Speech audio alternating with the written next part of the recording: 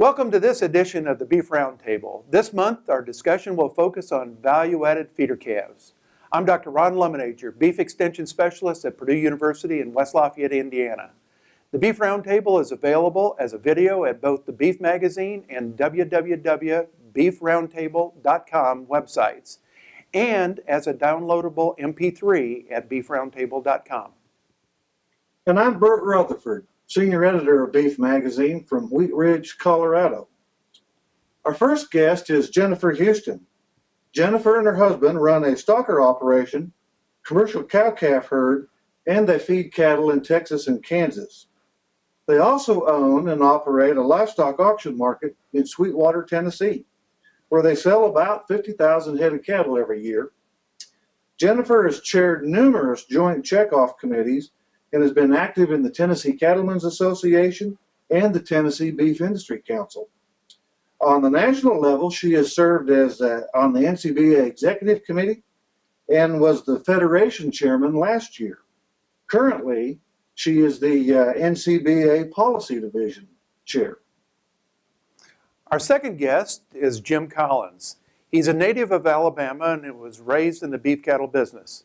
Jim has cultivated a unique blend of involvement in the cattle and livestock industry. He currently heads the Quinton Group, a network of economists, nutritionists, agronomists, and other experts to meet the needs of a producer clientele. Jim is a veteran of the University of Georgia Extension Service, and he served as Executive Vice President of the Georgia Cattlemen's Association. Jim helped create the Southeast Livestock Network and has served as a Director of Industry Relations for 6 years. Jennifer, you often hear talk out in the business about premiums and discounts out in the marketplace. So first, I think let's just define what an average calf is, average feeder calf and an average calf that cow-calf producers sell, bring to the auction market, either at weaning or shortly after. That's a pretty hard question. First of all, to define an average feeder calf. But in the Southeast, an average feeder calf might be between 450 and 550 pounds. He's probably not had a shot. If he's male, 50% of those are still intact and not castrated. So it runs the gamut.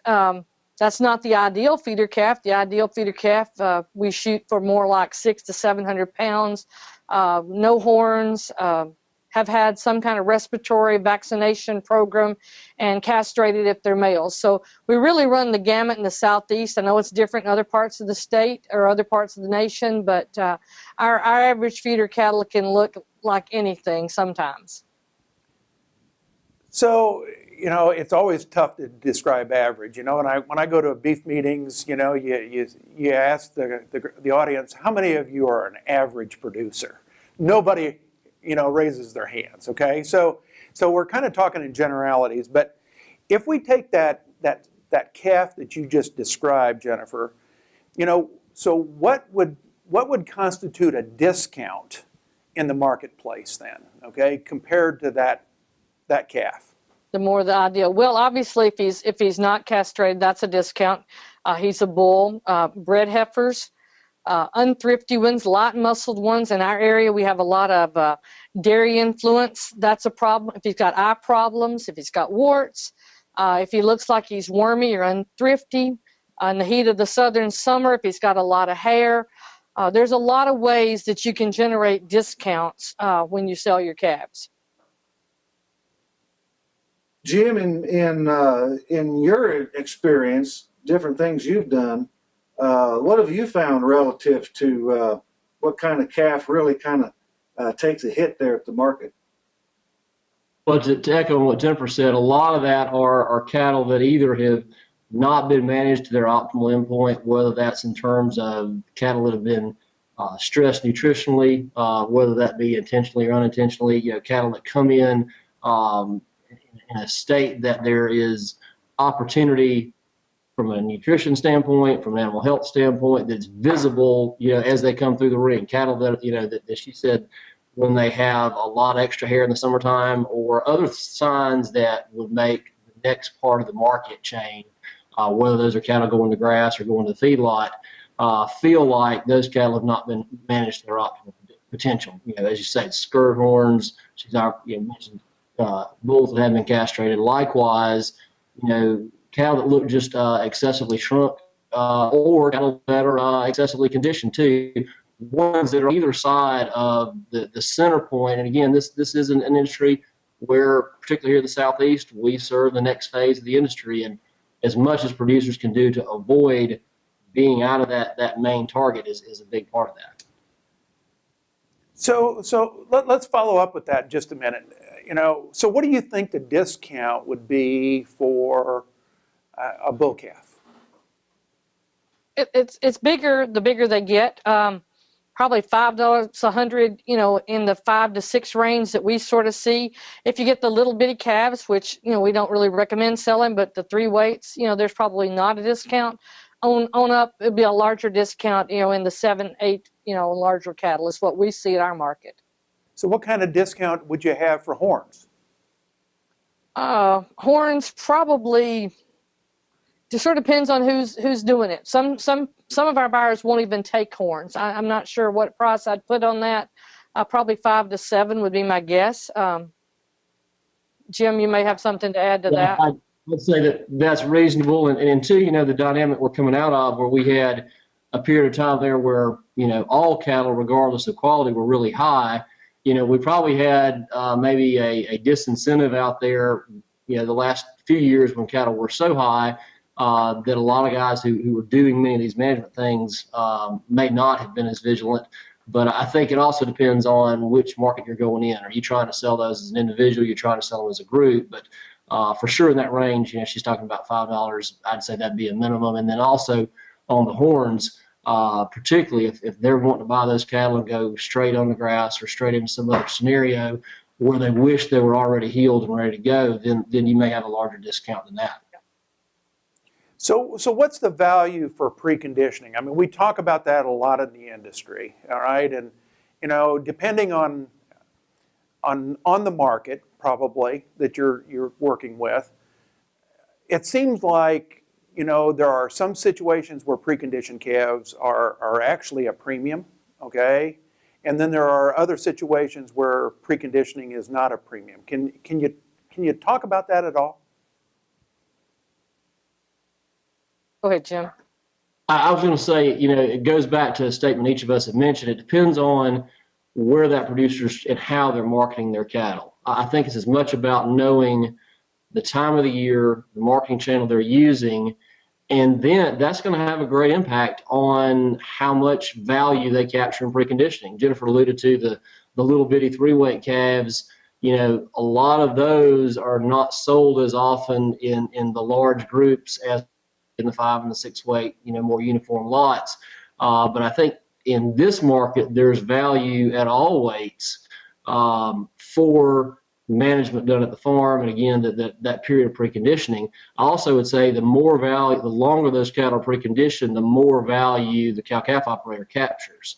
I guess in my days with extension and also working with producers, 30 days is not, I'd say, not even the minimum anymore. I'd say if you're out to 45 days, and that's the point, as a producer, you start capturing value through the compensatory gain that's part of the weaning process. You're also capturing value in your health program that was done both while the calves are still on the cow and then post-weaning.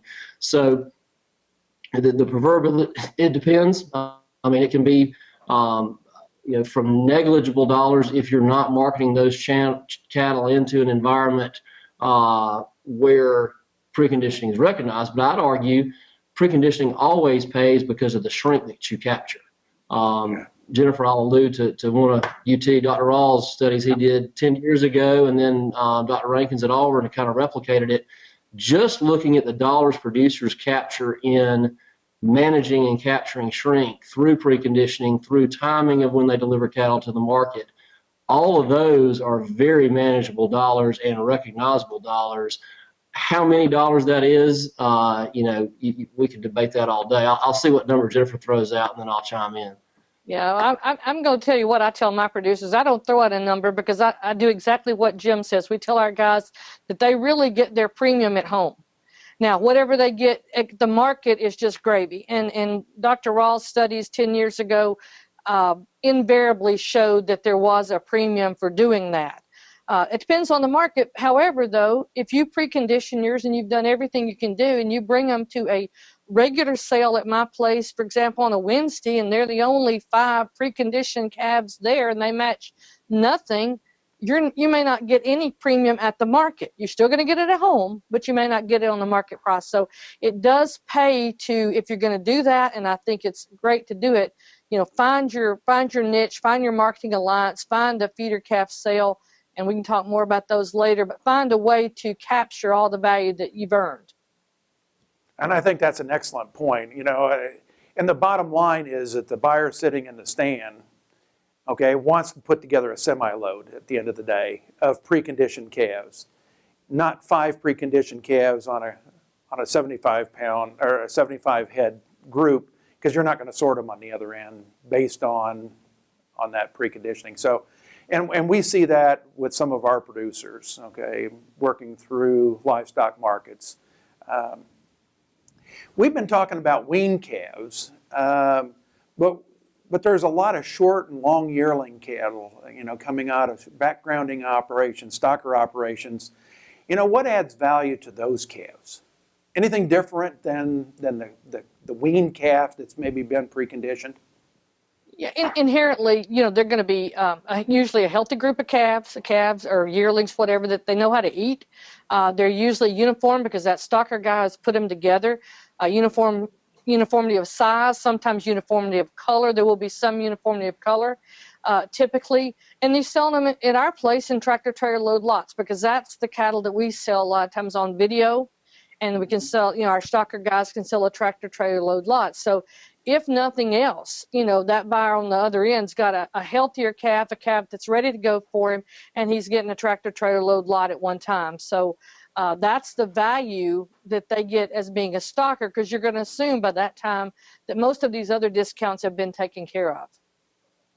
And I'll add to that, a lot of the stocker operators, as they're looking and as this market's changed, to know even more about those cattle as they're acquiring them, both in terms of what type of lifetime health has been in those cattle or in the cow herd, when they can have a means to carry that information through. Those are dollars in their pocket in terms of avoided treatments, avoided subclinical health issues they may have there. And then the other side of it is the genetic side of it. We're talking about marketing feeder cattle, but frankly, and we're not that long from fall bull season, a big part of this feeder cattle discussion starts when you turn the bull out. And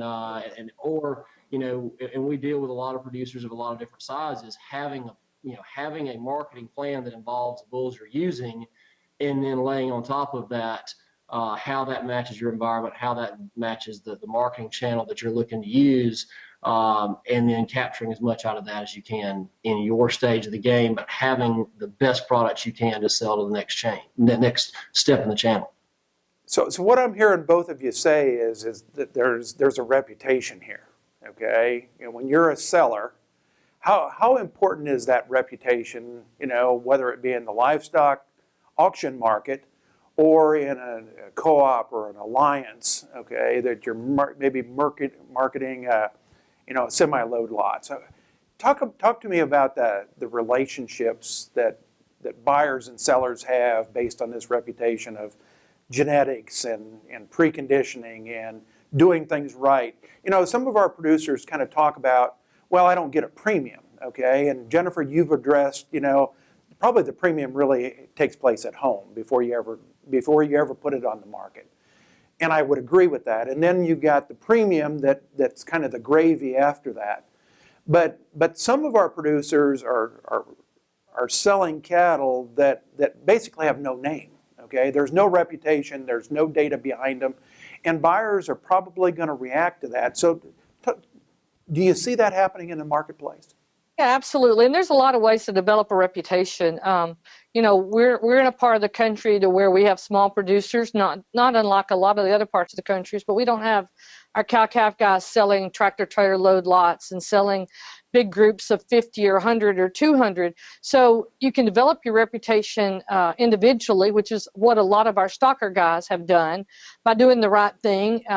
Letting, when we sell video cattle, we basically announce to our buyers everything that we know about those calves, their health program, their feed program, their description, their grade, their breed, their sex, their weighing conditions, everything, so that that buyer knows without seeing those cattle exactly what he's getting. But if you're a little guy, then you can gain a reputation by joining a marketing program. For example, we're part of a Smoky Mountain Feeder Calf Association. Our market has been working with them since the early 60s in developing graded feeder calf sales. And there's all levels. There's just a regular graded feeder calf sale that you sell a calf fresh off the farm. He's healthy, but we may not know much else about him. And then we have premium sales where they've had 2 rounds, double vaccinated, weaned 45 days. So those sales get a reputation. So even though I, as a farmer, might have 5 cattle, 10 cattle, I'm part of this marketing alliance, whether it's through a graded feeder calf sale or some other kind of alliance, that develops a reputation. And as long as everybody in that alliance is doing things right, that reputation is going to, it's going to stay there, and it's going to stand you well from year to year. We've got buyers that come back. We've got a Southeast Pride Select Back program that sort of goes that extra mile.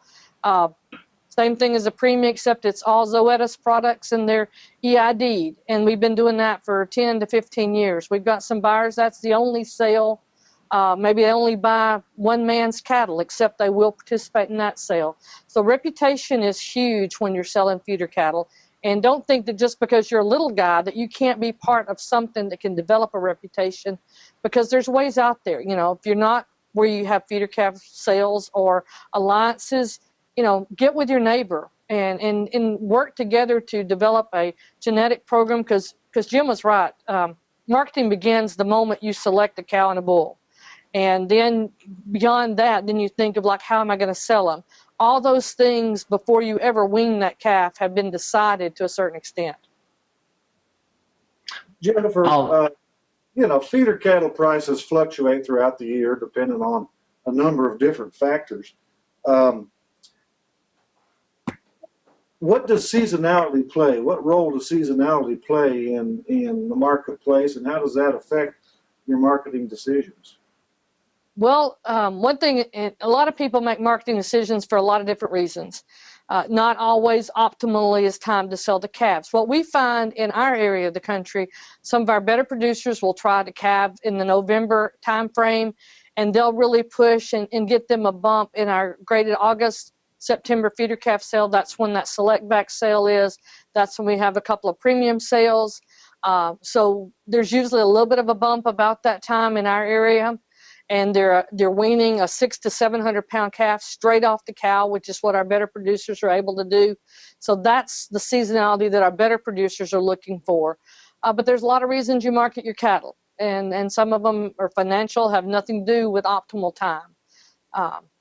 Grass cattle, you get the grass bump in the spring, but those are usually for thinner, plainer cattle, which is not really what we're suggesting to our producers that they shoot for. If you have some that come out then, that's fine, but your bigger, heavier calves are the ones that are probably not going to get that grass bump. Well, I guess our point I'd like to follow up on is, we've seen this evolution of reputation grow over 20 years. And when I first started involved with producers working together, frankly, we were 1,250 miles away from the end point for these value-added feeder cattle. And, that's a pretty large hurdle to overcome.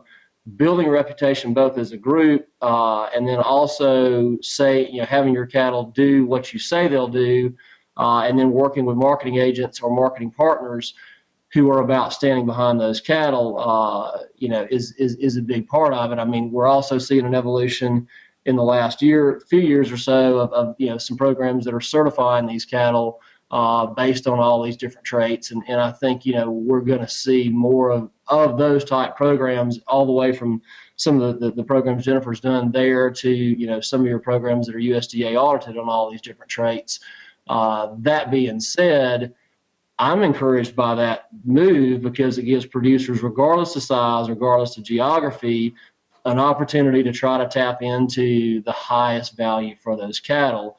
And, one of the challenges for producers of small sizes, wherever their geography is to find a way to best market those cattle, or to be sure they can find a partner, whether they have a whole load or can find someone to work with, and then have the people on the feeding end and the harvest end know where those cattle are going to be merchandised on a larger scale. So, programs, whether that be we use the word reputation, or there's a national program, Reputation Feeder Cattle, there's other things that are out there that lets guys try to capitalize on both their genetics, their health, and then also the source of these cattle as we go forward. One of the comments that I think both of you made was, lot size, okay? What do you think the premium or discount, okay, it depends on how you want to look at this. If you had less than 5 head, okay, in a group that kind of matched up and kind of were uniform, versus 10 head versus, I don't know, 25 or 50, or even a semi-load. What kind of price incentive, okay, is there for our producers to seek out the neighbor, okay, seek out, some kind of a marketing arrangement where I could sell in a bigger group? What's the advantage here? I mean, let's look at it from a profitability standpoint on a producer's perspective, how that might work.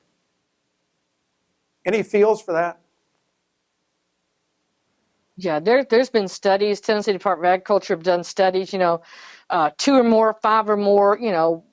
2 maybe not so much. Maybe just a little bit because he's still going to take a while for that buyer to load his truck. 7 to 10, a little bit, and probably 10 or better when you can get the tractor trailer load lots. We try when we sell feeder cattle to group them as best we can to keep them uniform, but to group them into tractor trailer load lots. The freight is key when people talk to us, as Jim talked about how far we are from where most of these cattle are going.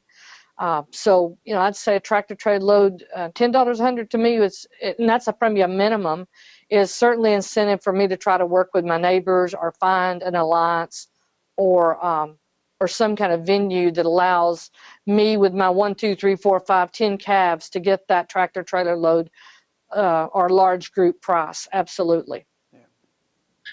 And couple that with the time of the year that the producers are trying to merchandise their cattle, looking at, are there things in their environment that allow them to calve at a time of the year where maybe there's greater opportunity market-wise, and then also group up with other producers. And again, I stress, find a marketing venue that will reward them for doing that. Yes, she says $10. You can start adding. I used to talk about there's a pie of value, and that those things come from volume, uniformity, health, genetics.